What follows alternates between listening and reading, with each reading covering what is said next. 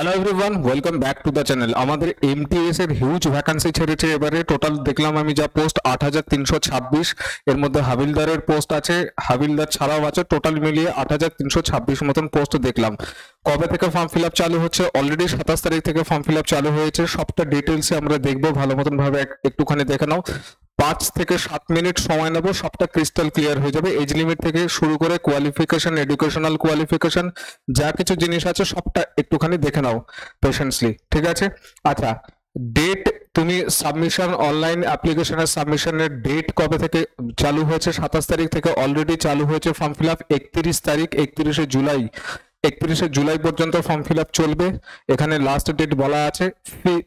ফি যেটা আছে সেটা ফি দেওয়ার জন্য একটা ডেট এক্সট্রা পাবে। ১ তারিখ পর্যন্ত, আগস্টের ১ তারিখ পর্যন্ত তুমি ফিটা দিতে পারবে, ঠিক আছে?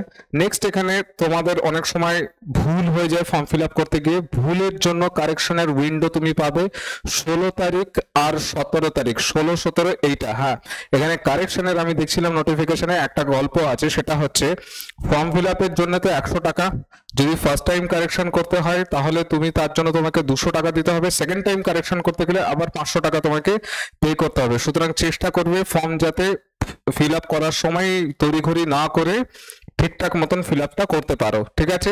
এছাড়াও যদি তোমার কোনো কোয়েশ্চেন থাকে তাহলে এই যে টোল ফ্রি নম্বর আছে সেই নম্বরে তোমরা পাবে। পরীক্ষা কবে হবে? তোমরা জানো সিবিটি হয় অক্টোবর থেকে নভেম্বরের মধ্যে, ২০২৪-এর অক্টোবর থেকে নভেম্বরের মধ্যে হবে। ইতিমধ্যে সিজিএলটাও আমরা দেখে নিয়েছি, সিজিএল এর পরীক্ষা আগে হবে, দেন এমটিএস হবে, ঠিক আছে? আচ্ছা, এবারে একটুখানি দেখে নাও ইম্পর্টেন্ট জিনিসগুলো এখানে আমরা আলোচনা করব, তার বেশি এখানে কিছু নেই।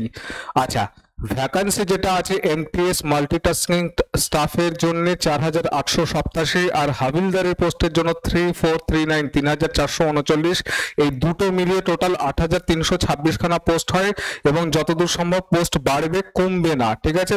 গতবারের তুলনায় যদি আমরা দেখি তাহলে এখানে তো মানে 10 টাইমস ইনক্রিজমেন্ট হয়েছে হাবিলদারের পোস্টে। গতবার বোধহয় ৩০০ সামথিং এরকম কিছু একটা বেরিয়েছিল। তো বাম্পার ভ্যাকান্সি সিরিয়ালেও বেরিয়েছে, আবার আমাদের এমটিএসও দেখতে পাচ্ছি। আচ্ছা, রিজার্ভেশনের কথা, হ্যান ত্যান, এগুলো আমরা আলোচনা করছি সবটাই। আগে দেখে নাও যে এখানে ক্রাইটেরিয়া তোমার কি কি আছে, ঠিক আছে? কি কি জানতে হবে, কি কি দেখতে হবে, এইগুলো আগে ভালো মতন ভাবে ইম্পর্টেন্ট। হাবিলদারের জন্য হাইটের রিকোয়ারমেন্ট আছে, বাট খুব বেশি রিকোয়ারমেন্ট নয়। আচ্ছা, ন্যাশনালিটি তোমরা আগের দিনের মতন সিজিএল এর মতন ইন্ডিয়ান সিটিজেন কিংবা নেপালি কিংবা ভুটানের সিটিজেন যদি হয় তাহলে সে এটা অ্যাপ্লাই করতে পারবে ফর্ম, ঠিক আছে? এজ লিমিটের যেটা ক্রাইটেরিয়া আছে সেটা মোস্ট ইম্পর্টেন্ট। এজ লিমিটের মধ্যে দেখো ১৮ থেকে ২৫ বছরের মধ্যে হতে হবে। টাইমটা ওরা কিন্তু খেয়াল করো, ২/৮/১৯৯৯ থেকে ১/৮/২০০৬, এটা আগস্টের সবসময় কিন্তু টাইম। তোমরা যদি যারা ফার্স্ট টাইম করছো তারা জানতে পেরে গেলে, সবসময় আগস্ট অনুযায়ী ওরা ক্যালকুলেট করে। যারা ফার্স্ট টাইম নয় তারা তো অলরেডি জানোই। আচ্ছা, এটা ১৮ থেকে ২৫ ইয়ার আছে এমটিএস এর জন্য, আর ১৮ থেকে ২৭ বছর আছে তোমার হাবিলদারের পোস্টের জন্য। কোন টাইম অনুযায়ী? ২/৮/১৯৯৭ থেকে ১/৮/২০০৬ এর মধ্যে তোমাকে হতে হবে। তুমি যদি এসসি এসটি ক্যান্ডিডেট যদি হও তাহলে তোমার আপার এজ লিমিটের মধ্যে ছাড় আছে। এসসি এসটি দের জন্য ৫ বছরের ছাড় আছে, ওবিসি দের জন্য ৩ বছরের ছাড় আছে। আর পিডব্লিউবিডি ফিজিক্যাল হ্যান্ডিক্যাপটি যদি হও তোমার, তাহলে ১০ বছরের, ওবিসি দের জন্য ১৩ বছরের। এগুলো তোমরা দেখে নিও। তাহলে এসসি এসটি আর ওবিসি দের জন্য আপার এজ লিমিটের মধ্যে তোমাদের যেরকম থাকে সেরকম এখানে আছে। আচ্ছা, এরপরে আমাদের ইম্পর্টেন্ট জিনিস হচ্ছে তোমার, একটুখানি দেখে নাও। এরপরে ৬ নম্বরের পরে আমাদের এজ রিল্যাক্সেশন আমরা দেখে নিয়েছি অলরেডি, সার্টিফিকেটের কথা ওরা বলে দিয়েছে। এরপরে ইম্পর্টেন্ট জিনিস হচ্ছে আমাদের ৮ নম্বরে আছে। ৮ নম্বরে একবার দেখে নাও, কোথায় গেল? ৮, ৯ বোধহয় ৯ নম্বরে যা দেখছিলাম। হ্যাঁ, essential qualification, educational qualification. Educational qualification তুমি মাধ্যমিক পাস, ম্যাট্রিকুলেশন এক্সামিনেশনে পাস হলেই তুমি কিন্তু পরীক্ষাটা দিতে পারবে। ১/৮/২০২৪ এর মধ্যে তোমার রেজাল্ট চলে আসতে হবে, এটা মোস্ট ইম্পর্টেন্ট জিনিস। এরপরে আছে আমাদের ১০ নম্বরে আমরা যাব। 10 নম্বরে এখানে অ্যাপ্লাই কিরকম ভাবে করতে হবে, অনলাইন তোমাদের অ্যাপ্লিকেশন ফর্ম তোমরা পেয়ে যাবে অনলাইনে, ক্যাফেতে গিয়ে তোমরা বা বাড়িতেও তোমরা ফর্মটা ফিল আপ করতে পারো, ঠিক আছে। আচ্ছা, অ্যাপ্লিকেশন ফিস এখানে বলে দিয়েছে এরা 100 টাকা application fees.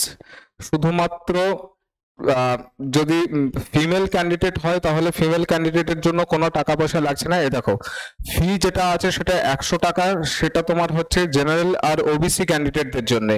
SC ST candidate যদি মেল হয় তাহলে তাদের লাগছে না, ফিমেল ক্যান্ডিডেটদের কোনো পয়সা কিন্তু লাগছে না। হ্যাঁ, আমি বারবারই বলছি ওইখানে কারেকশনে যদি তুমি যাও তাহলে কারেকশনে কিন্তু টাকা লাগবে। প্রথমে 200 টাকা, পরে যদি আবার কারেকশন করতে হয়, সেকেন্ড টাইম কারেকশন করতে গেলে তাহলে তোমাকে 500 টাকা তোমার পকেট থেকে বেরিয়ে যাবে। উইন্ডো কারেকশনের জন্য 16/8/2024 থেকে 17/8/2024 পর্যন্ত তুমি কারেকশনের জন্য উইন্ডো পাবে, ঠিক আছে।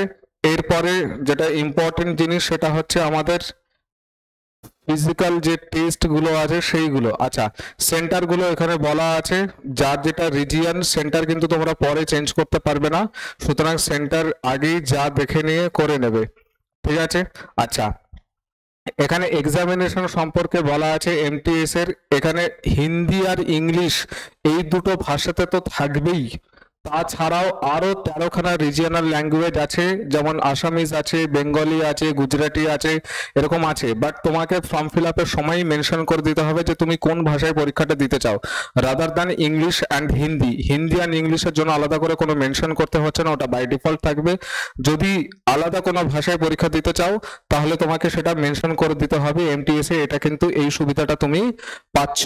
আচ্ছা, তোমার সেশন 1 আর সেশন 2 এই দুটো ভাবে পরীক্ষাটা হবে। একবার দেখো, সেশন 1 এর মধ্যে নিউমেরিক্যাল অ্যান্ড ম্যাথমেটিক্যাল এবিলিটি মধ্যে ম্যাথমেটিক্স আছে 20খানা কোশ্চেন 60খানা মার্কস, দেন রিজনিং এ 20খানা কোশ্চেন 60খানা মার্কস। আর সেশন 2 যেটা আছে সেখানে জেনারেল অ্যাওয়ারনেস 25খানা কোশ্চেন 75 মার্কস, আর ইংলিশ ল্যাঙ্গুয়েজে 25খানা কোশ্চেন 75 মার্কস। ওখানে কোনো নেগেটিভ নেই, সেশন 2 তে নেগেটিভ আছে 1/3 করে নেগেটিভ তোমার কিন্তু কাউন্ট হবে। এই গেল তোমাদের গল্প। আর লাস্ট আমাদের শুধুমাত্র আছে পিইটি আর পিএসটি, ফিজিক্যাল স্ট্যান্ডার্ড টেস্ট আর পিইটি ফিজিক্যাল এন্ডুরেন্স টেস্ট, এই দুটো ইম্পর্টেন্ট। একটা efficiency test, sorry physical efficiency test একটুখানি দেখো, মেলের 1600 মিটার, এটা শুধুমাত্র হাবিলদারের পোস্টের জন্য কিন্তু এমটিএস এর জন্য নয়। হাবিলদারের পোস্টে যদি কেউ তোমার ফর্ম ফিল আপ করতে চাও তাহলে 1600 মিটারের দৌড় তোমাকে 15 মিনিটে কমপ্লিট করতে হবে মেলদের জন্য, ফিমেলের জন্য 1 কিলোমিটার 20 মিনিটে কমপ্লিট করতে হবে। এটা গেল। আর তার সাথে হাইটের যেটা রিকোয়ারমেন্ট আছে সেটা খুব কম হাইটের রিকোয়ারমেন্ট এখানে আছে 157.5 সেন্টিমিটার, এইটা তোমার লাগছে জেনারেল ক্যান্ডিডেটদের জন্য। এর উপরেও 5 সেন্টিমিটারে তোমার রিল্যাক্সেশন হবে গারোয়ালিস, গোর্খাস, আসামিস অ্যান্ড শিডিউল ট্রাইবসদের জন্য। আচ্ছা, চেস্ট কি লাগছে? চেস্ট লাগছে 81 সেন্টিমিটার, আর তার সাথে 5 সেন্টিমিটারের এক্সপ্যানশন করাতে হবে, ঠিক আছে। আচ্ছা, ফিমেল ক্যান্ডিডেটদের জন্য 152 সেন্টিমিটার লাগছে, 2.5 সেন্টিমিটার রিল্যাক্সেবল হয়ে যাবে গোর্খাদের জন্য, গারোয়ালিসদের জন্য, আসামিসদের জন্য, আর শিডিউল ট্রাইবসদের জন্য। আর 48 কেজি লাগছে ওয়েট। এটা শুধুই মাত্র হাবিলদারের পোস্টের জন্য, এমটিএস এর জন্য আলাদা করে কিন্তু হাইট ওয়েটের কোনো রিকোয়ারমেন্ট নেই, ঠিক আছে। তাহলে এই ছিল আমাদের এমটিএস এর ফর্ম ফিল আপ রিলেটেড যা কিছু ডিটেলস নোটিফিকেশন সেটা আমি বলে দিলাম। যদি তোমরা আলাদা করে স্টাডি রিলেটেড কোনো কিছু চাও তাহলে আমি সেটার জন্য বই কি ভালো হবে সেটার জন্য আলাদা ভিডিও তোমাদের তৈরি করে দেবো, ঠিক আছে। সবাই সুস্থ থাকো, ভালো থাকো, আর দেখতে থাকো career guide life. Thank you for watching the video.